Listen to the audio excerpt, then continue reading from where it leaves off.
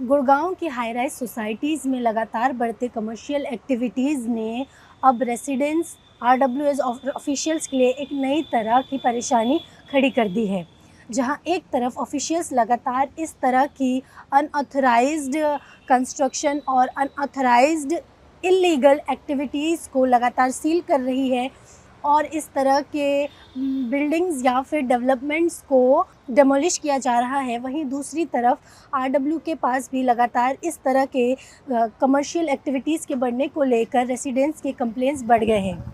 वहीं जो सबसे ज़्यादा इस तरह के कमर्शियल एक्टिविटीज़ के बढ़ने को लेकर परेशान है वो है रेसिडेंट्स। क्या है कि ये जो कंसेप्ट था गवर्नमेंट का कि स्टेट प्लस 4 को करने के लिए बेसिकली था कि लैंड की कमी होने से कि अपर हम कंस्ट्रक्शन करें और गाड़ियां जो नीचे आ जाएं, रोड जो हमारी क्लियर रहे, रोड के ऊपर में कंजक्शन ना होए। लेकिन क्या हुआ, लोगों ने उसका मिसयूज़ किया।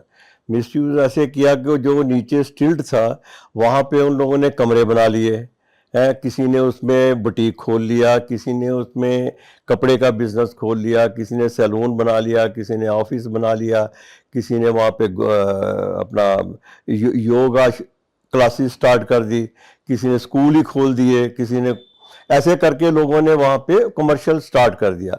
उससे क्या हो गया कि इंस्टेड ऑफ रोड के ऊपर में जो हम कंजक्शन सोच रहे थे कि ये कम होगी, वो और बढ़ गई, क्योंकि उनकी अपनी गाड़ियां तो बाहर थी ही, लेकिन जो कस्टमर आए उनकी भी गाड़ियां बाहर, और लोगों को पैदल चलने के लिए भी मुश्किल हो गया।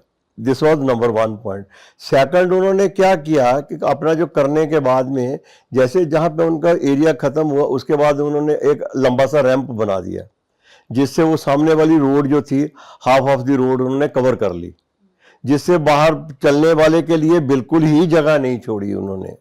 तो इसके लिए हमने गवर्नमेंट को लेटर भी लिखा था, हाई कोर्ट को भी लेटर लिखा था, हाई कोर्ट को लिखा, चीफ मिनिस्टर को लिखा, फिर chief secretary, additional chief secretary, DC, सब एवरीवेयर हमने ये लिखा कि ये बंद होना चाहिए है। जो आपने डेमोलिशन ड्राइव स्टार्ट की है वो आपने बेसिकली इन कामों के लिए किया है, लेकिन आपके बंदे जो है वो मिस यूज कर रहे हैं, जो दूसरी चीजें हैं उनको तोड़ रहे हैं और इसको हाथ नहीं लगा रहे हैं।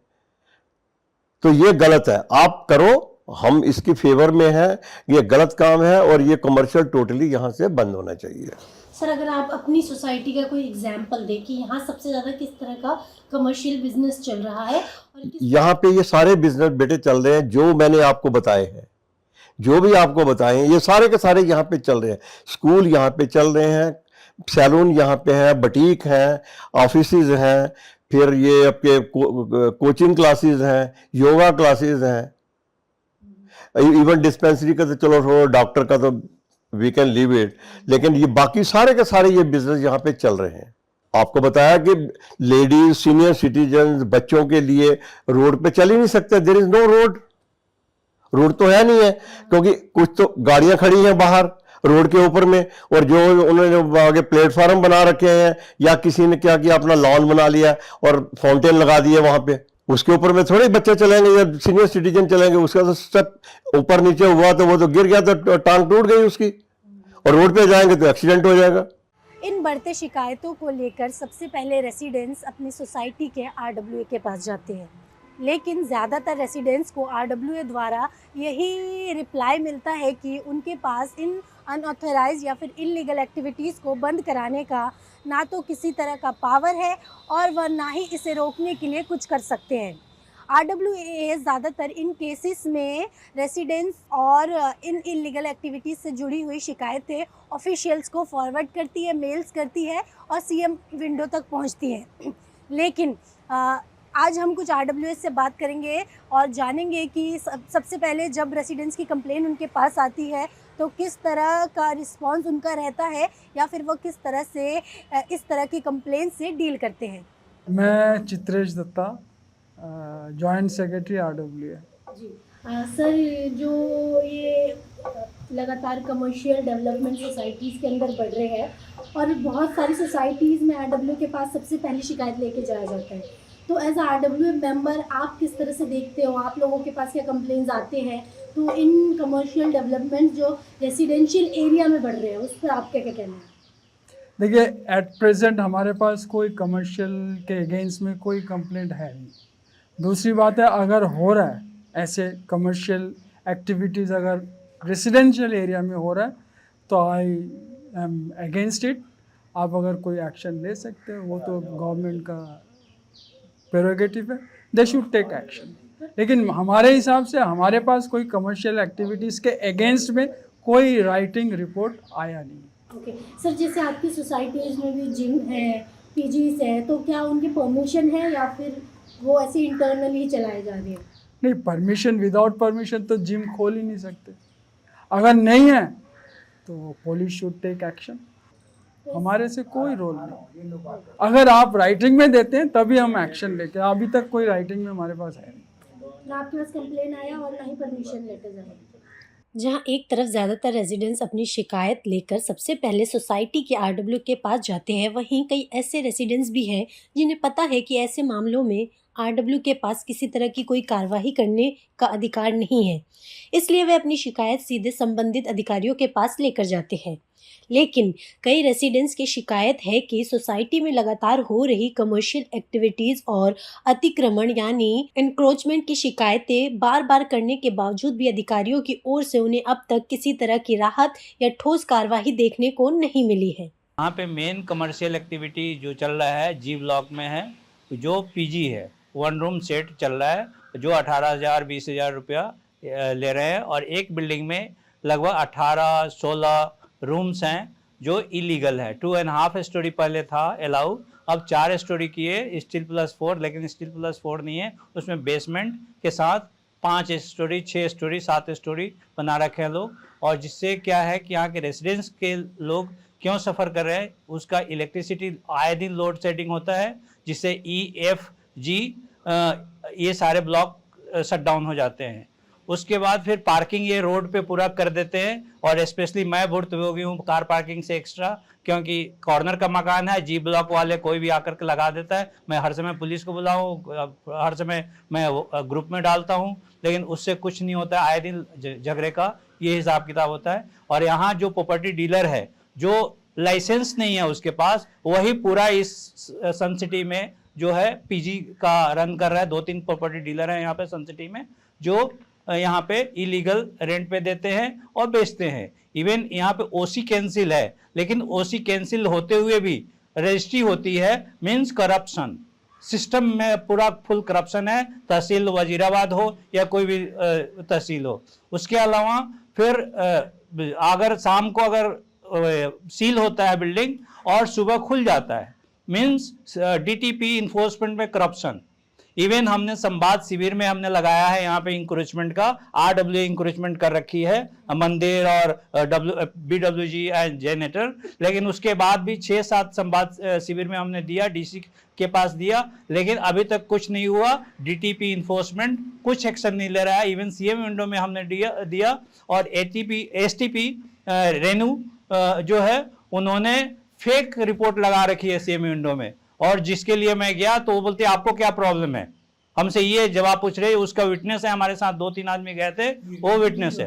क्योंकि आपने लगातार इतनी सारी कंप्लेंट्स हाँ जी, ऑफिशियल्स के पास गए हैं, तो कितना लंबा समय हो गया और क्या रिस्पांस आपको ज़्यादातर मिलता है आप लोगों को? ये रिस्पांस जो है कुछ नहीं मिल रहा है, सिर्फ ये आई वास है, आते हैं सील करते हैं शाम को, सुबह फिर खुल जाता है, फिर इंक्रोचमेंट का एक हथौड़ा इधर मार दिया, उसके बाद छोड़ दिए। बाकी सारा मेन है करप्शन, पैसे फुल मंथली बेसिस पे जा रहे हैं उन लोगों के पास, और कुछ नहीं हो रहा है। इवन CM विंडो में लगा दीजिए, DC के पास लगा दीजिए, ये ACS में लगा दीजिए, असिस्टेंट जो चीफ सेक्रेटरी हैं उनको लगा दीजिए, CS को लगा दीजिए, कुछ इफेक्ट ही नहीं हो रहा है यहाँ पे सन सिटी में। जहां एक तरफ RWA बढ़ती शिकायतों को लेकर परेशान है और ऑफिशियल्स लगातार सीलिंग और डेमोलिशन के काम में जुटी हुई है, रेसिडेंट्स लगातार इन बढ़ते हुए कमर्शियल एक्टिविटीज़ को लेकर परेशान भी है और शिकायतें भी कर रहे हैं, वहीं दूसरी तरफ कुछ RWA ऐसे भी हैं जो इन कमर्शियल एक्टिविटीज़ को सिर्फ एक समस्या की तरह नहीं देखते हैं। वो ये सोचते हैं कि कमर्शियल एक्टिविटीज़ और दूसरे रेसिडेंट्स के बीच में एक तरह का मिडिल ग्राउंड होना चाहिए और कुछ तरह की कमर्शियल एक्टिविटीज़ इस तरह की भी होती है जो गेटेड सोसाइटी के अंदर ज़रूरी है और उनका होना कुछ रेगुलेशंस के साथ ज़रूरी है। मेरा नाम अजय जैन है और मैं विलिंगटन स्टेट गुड़गांव में 2005 से रह रहा हूँ और 2013 से लेकर 2019 तक मैं ऑनरेरी सेक्रेटरी था इस सोसाइटी का। और मैंने काफ़ी कुछ महसूस किया कि रेजिडेंशियल एरियाज़ में specially in Gurgaon commercial activities की to a limited extent requirement है और उसको मीट करने के लिए मैनेजमेंट्स एफर्ट करती हैं कि कुछ फैसिलिटीज़ डेवलप कर दें, लाइक एटीएम है या मदर डेयरी का बूथ है या टेलर शॉप है या ड्राई क्लीनर काउंटर है। तो ये फैसिलिटीज़ नेसेसिटी हो जाती हैं इन कम्युनिटीज़ में, बिकॉज कमर्शियल्स प्लेसेस आसपास नहीं होते। पर इसमें कुछ डिफ़िकल्टीज़ भी हैं, जैसे कुछ लोग घर में ब्यूटी पार्लर ऑपरेट करना शुरू कर देते हैं। तो उसमें पहली प्रॉब्लम तो ये आती है कि जब बाहर से कोई विजिटर उनका आएगा तो वो गलती से किसी की भी घर की बेल बजा देगा। उस फ्लोर पे जो डोर मैक्सिमम विजिबल होगा उसकी बेल बजेगी हमेशा और वो परेशान हो जाएगा कि इनको बंद कराओ। हाँ, ये बहुत बड़ा चैलेंज रहता है। और बोर्ड लगाने नहीं देते हम। तो उसमें मैनेजमेंट को यही करना चाहिए कि सिर्फ प्योरली रेजिडेंट्स जो कम्प्लेक्स को जानते हैं और अंदर ही रहते हैं वो उस सर्विस को अवेल करें और बाहर वालों को अलाउ बिल्कुल ना करें। अगर फैसिलिटी अवेल करनी है तो यूज़र को और सर्विस देने वाले को एक दायरे में लिमिटेड उसमें रिस्ट्रिक्शंस में चलना चाहिए, सो दैट बाकी लोग डिस्टर्ब ना हो और फैसिलिटी चलती रहे। सर, आप अगर थोड़ा सा डिटेल में बताइए किस तरह के रेस्ट्रिक्शंस होने चाहिए, जो आपने बोला दायरे, किस तरह के दायरे या रूल सेटअप होने फर्स्ट चाहिए? रिस्ट्रिक्शन तो ये है कि आउटसाइडर्स को उन सर्विसेज के लिए अलाउ नहीं करना चाहिए, चाहे वो ट्यूशन हो, चाहे ब्यूटी पार्लर हो या टेलर शॉप हो। आउटसाइडर 100% रिस्ट्रिक्टेड होने चाहिए। इवन ग्रोसरी शॉप पर भी हमने देखा कि आउटसाइडर आते हैं, उनको हो सकता है शॉपकीपर ही इनकरेज करता हो, पर वो रुकना चाहिए। उससे क्या है कि अनऑथराइज ट्रैफिक और गलत आदमी का एंटर करना पॉसिबल हो जाता है। आप किस किस की ऑथेंटिसिटी चेक करेंगे, तो इसलिए वो थोड़ा रिस्ट्रिक्शन में रहना चाहिए और मैसिव कमर्शलाइजेशन नहीं होना चाहिए और जिन चीज़ों की ज़रूरत नहीं है उनको नहीं करना चाहिए।